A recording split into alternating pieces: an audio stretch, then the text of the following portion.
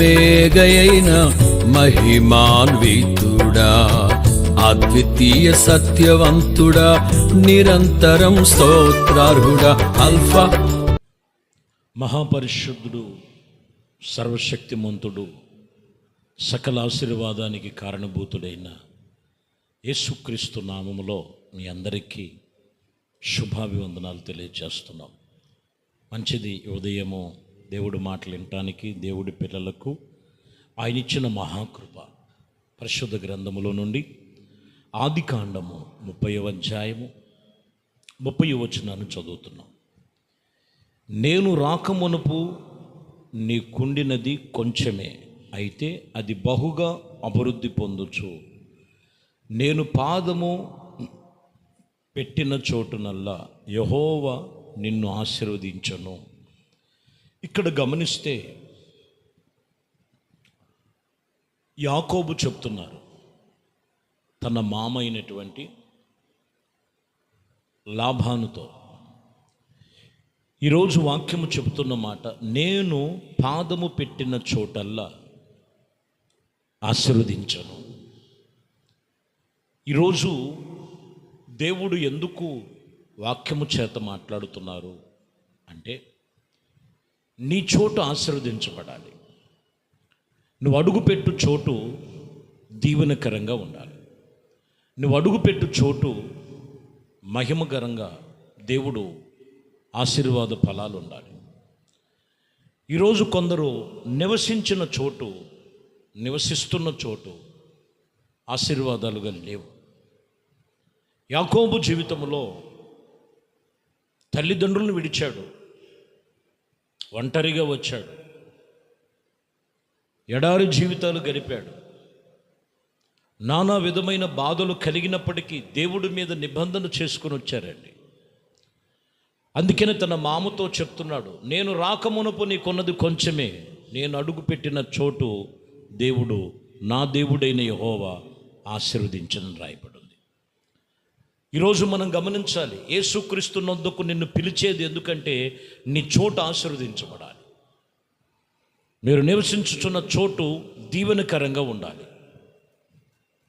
చూద్దాం, కొన్ని విషయాలు మనం చదువుదాం. నిర్గమకాండం 20వ అధ్యాయం 24వ వచనం చదువుతున్నాం.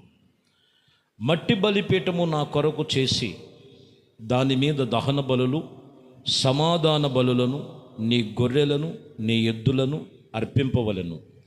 నేను నా నామమున జ్ఞాపకార్థము నుంచుకొని ప్రతి స్థలము యందు నీ యొద్దకు వచ్చి నిన్ను ఆశీర్వదించాను. ప్రతి స్థలములో నువ్వు ఆశీర్వదించబడాలి. ప్రతి స్థలములో నువ్వు ఆశీర్వదించబడాలంటే నీవు అర్పించిన అర్పణ నియమము ప్రకారముగా అర్పించాలి.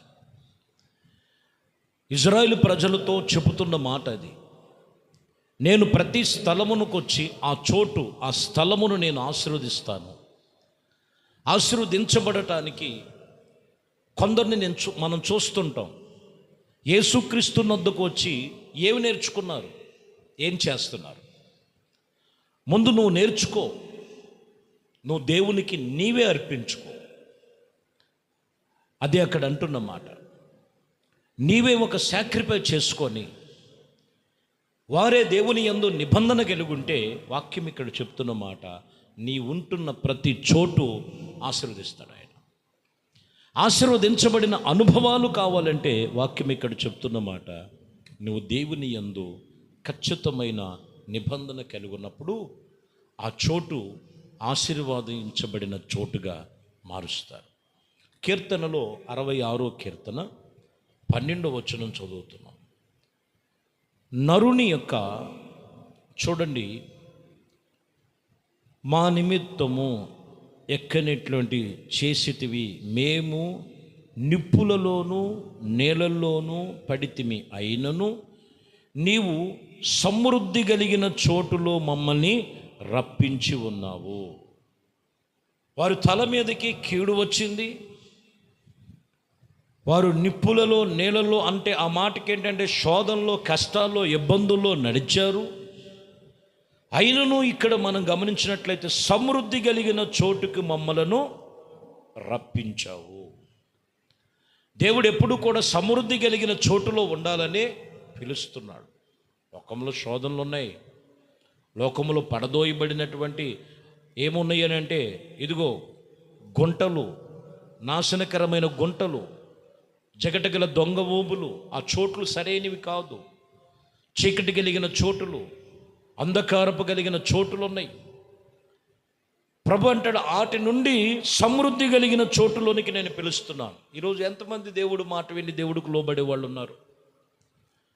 ఆశీర్వాదాలు అయితే కావాలి, దీవెనలు అయితే కావాలి, కానీ దేవుడికి లోబడటానికి, దేవుడు చెప్పినట్లుగా నడుచుకోవడానికి ఎంత కష్టంగా భారంగా ఉంటుందో. దేవుడు చెప్పిన మాట విను, సమృద్ధి కలిగిన చోటులో నిన్ను నిలబెడతానంటాడు ఆయన. సమృద్ధి దేవుని సన్నిధిలోనే ఉన్నది. ఆదికాండములో 45వ అధ్యాయంలో 9వ వచనములో ఇదిగో అక్కడ యోసేపు చెబుతున్న మాట, మీరు త్వరపడి నా తండ్రి యొద్దకు వెళ్ళి అతనితో నీ కుమారుడు యోసేపు దేవుడు నన్ను ఐగుప్తి దేశమంతటికి ప్రభువుగా నియమించాడు, నా యొద్దకు రమ్మని, అక్కడ ఉండవద్దని, ఆ చోట్లో ఉండొద్దని నా తండ్రికి చెప్పు, నా తండ్రికి చెప్పు.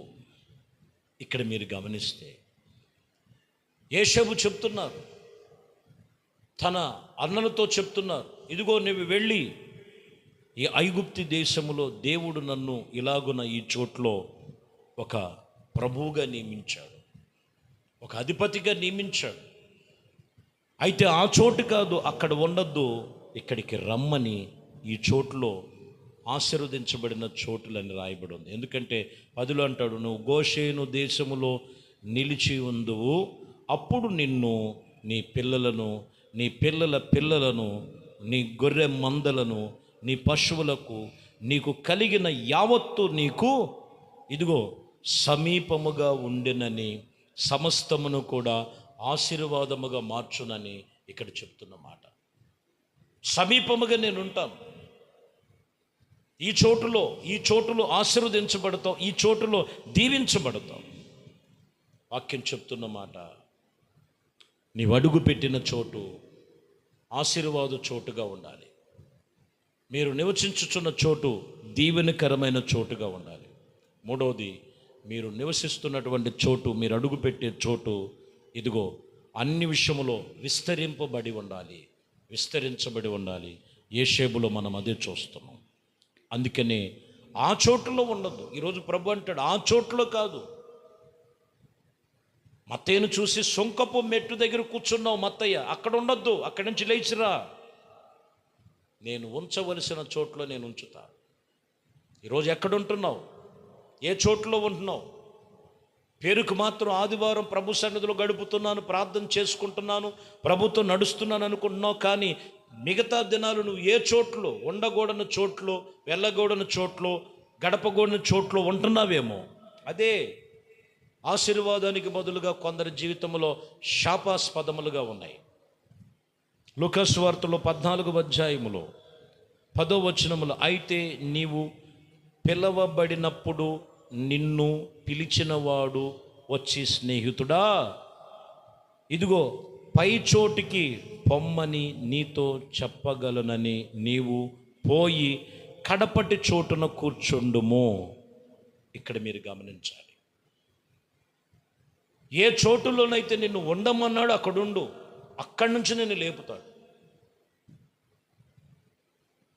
నేను ఒక్కసారి ఉన్నత చోట్లోకి వెళ్ళి ఆ కుర్చీ కావాలంటే కాదు, ఇక్కడ అంటాడు, నిన్ను ఆ కడపటి చోటు ఏదైతే ఉందో అక్కడే కూర్చో. నేను పిలిచినవాడు, నేను ఆహ్వానించినవాడు, ఒక సమయం ఉంటుంది, అక్కడ కూర్చోబెడతారు.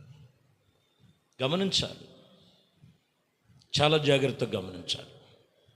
ఎస్తేరు గ్రంథములో మొర్దెకై ఉన్నాడు. మొర్దెకై దేవుడైన యెహోవాకు మాత్రమే ఆయన తల వంచి సాగిలపడి నమస్కరించి ప్రార్థన చేసేటువంటి అలవర్చుకున్న అలవాటు కలిగిన వాడు. కానీ అక్కడ హామాన్ అని ఒకడున్నాడు. ఇదిగో అతడు, మీరు గమనించినట్లయితే ప్రియమైన దేవుని బిడ్డలారా, అతని యొక్క పరిస్థితులు మీరు చూస్తే, అతను ఉన్నటువంటి చోటును మీరు గమనించినప్పుడు, ఆ చోటులో ఇతను వచ్చినప్పుడు ఇతను వంగి నమస్కారాలు చేయలేదని, ఇదిగో ఈ మొర్దెకై మీద వ్యతిరేకంగా తీసుకొచ్చినటువంటి కొన్ని పరిస్థితులు. అయినను కూడా దేవుని ఎదుటే మీరు గమనించాలి, మొర్దెకై దేవుని ఎదుటే ఉపవాసం ఉన్నాడు, ప్రార్థన చేశాడు. 4వ అధ్యాయం 1వ వచనంలో మీరు చదివితే, జరిగినదంతయు తెలుసుకొనగా మొర్దెకై తన బట్టలు చింపుకొని గోనిపట్ట వేసుకొని బూడిదలో కూర్చొని పట్టణము ముందుగా బయలు వెళ్ళి ఇదిగో శోధనతో రోదనతో అక్కడ కూర్చొని ప్రార్థన చేశాడు. ఏ చోట్లో అపనిందలు, అవమానాలు, వ్యతిరేకతలు వచ్చేసినాయి. ఒక్కసారి ఆయనకి దండం పెట్టలేదని హామాన్ అనేవాడికి, మొర్దెకై యూదుల మీదే వ్యతిరేకతలు వచ్చేసినాయి. అయినను ఎక్కడ కూర్చున్నాడంటే దేవుని యొద్ద. కొంతమందిని చూస్తే చిన్న చిన్న శోధనలు చూసి, కొన్ని కష్టాలు చూసి, అయ్యా మాకు వ్యతిరేకతలు వచ్చినాయి, నా ఆఫీసులో కొన్ని బలహీనతలు వచ్చినాయి, కొన్ని నా కొలీగ్స్ ద్వారా, నా పనిచేసే చోట, నేను వెళుతున్న చోట కొన్ని ఇబ్బందులు ఎదురవుతున్నాయి, నాకెందుకు ఈ శ్రమలు, నాకెందుకు ఈ కష్టాలు, దేవుడే ఉంటే నాకెందుకు ఈ బాధలు పెడతాడంటారా అని ఏ విషయంలో నువ్వు ఆధారపడద్దు. ప్రియమైన దేవుని బిడ్డలారా, నిన్ను పిలిచిన దేవుడు నమ్మదగినవాడు, నువ్వు ఆరాధిస్తున్న దేవుడు గొప్పవాడు. ఇదిగో నువ్వు వాక్యం వింటున్నటువంటి, ఆ వాక్యము చెబుతున్నటువంటి, ఆ వాక్యములో ఉన్న సత్యములో ఉన్న ఆ సత్యము, ఆ సత్య సంబంధమైనటువంటి యేసుక్రీస్తును తెలుసుకో. ఇక్కడ మీరు చూస్తే మొర్దెకై ఇదిగో బూడిదలో కూర్చున్నాడు, ఆ చోటు విడవల. వాక్యం చెప్తున్న మాట, ఏదైతే వ్యతిరేకత వచ్చిందో 9వ అధ్యాయం 4వ వచనములో చూస్తే, మొర్దెకై రాజు యొక్క నగరములో గొప్పవాడుగా, ఈ మొర్దెకై అనేవాడు అంతకంతకు గొప్పవాడుగా అగుట చేత అతని కీర్తి ఆస్థానమంతట వ్యాపించిందంట. చూసారా, ఇది దేవుడు వలన. అక్కడ శాసనాన్ని కూడా మార్చేశాడు దేవుడు. ఇప్పుడు నీకున్న సమస్యను మార్చలేడా? నువ్వు ఉండాల్సిన చోట్లో ఉండాలి. నువ్వు ఉండాల్సిన చోట్లో ఉండి నువ్వు చేయవలసిన తీర్మానం చేస్తే దేవుడు ఖచ్చితంగా నీవు ఉన్న చోటులో ఆశీర్వదిస్తాడు, నీవున్న చోటును దీవిస్తాడు, నీవున్న చోటు విస్తరిస్తాడు. నీవున్న చోటు అవమానాలతో, అపనిందలతో ఉంటే అక్కడ అవమానానికి రెట్టింపుగా ఇక్కడ హామానును గొప్పవాడుగా, కీర్తి ఆస్థానమంతా గొప్పవాడుగా, అతని కీర్తి ఆస్థానమంతా వ్యాపించినట్లు నిన్ను వ్యాపింపచేస్తాడు. నీవు యేసయ్య చెప్పిన చోట్లో ఉండాలి, ఆయన చోట్లో నువ్వు జీవించాలి. అప్పుడు నీవు అడుగుపెట్టిన ప్రతి చోటు, నీవు పాదము పెట్టిన చోటల్లా దేవుడు ఈ ఆశీర్వాదములు, దీవెనలు విస్తరించి గొప్ప చేయటము, ఆయనలో ఉన్నవి, ఆయన చెప్పిన ప్రతి మాటలో నీలో ఉండాలి. దేవుడు ప్రతి విషయములో నీకు చేసే ప్రతి ఆశీర్వాద ఫలాలు నువ్వు కనులారో చూస్తావు. దేవుడు ఈ మాటలు దీవించునుగాక. ప్రార్థన.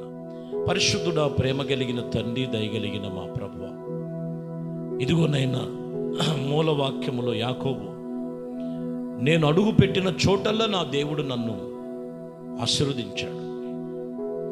ఆశీర్వదించాడని చెప్తున్నాడు. ఇదిగో నన్ను నేను సాక్రిఫై చేసుకుంటే ప్రతి స్థలములో వచ్చి నేను నిన్ను దీవిస్తానని చెప్పావు.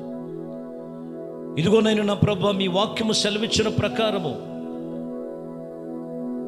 యేషేబు దేవుడు సన్నిధిలో భయభక్తులుగా ఉన్నాడు కాబట్టి గోషేను ప్రాంతములో అంతగా దీవించబడినట్లుగా ఆ చోట్లో ఉండొద్దని యాకోబుని పిలవనంపించినట్లు ప్రభువా, ప్రతి విషయములో ఏ చోటులో మమ్మల్ని ఉండమన్నావు, మీరు చెప్పిన చోటులో జీవించే జీవితం ప్రతి ఒక్కరికి దయచేయి. అప్పుడు ప్రభు ఆ చోటులో మీరు దిగి వస్తారు, ఆ చోటులో దీవిస్తారు, ఆ చోటులో నువ్వు ఆశీర్వదిస్తావు. ఇదిగో ఆ చోటును నివసించే ప్రతి ధన్యత మీ బిడ్డలకు దయచేయి. ఘనత, మహిమ, ప్రభావాలు నీకే పొందుకో. నజరేయుడైన యేసుక్రీస్తు నామములో ప్రార్థించి వేడుకొనుచున్నాం తండ్రి, ఆమేన్. ప్రభు మిమ్మల్ని దీవించి ఆశీర్వదించును.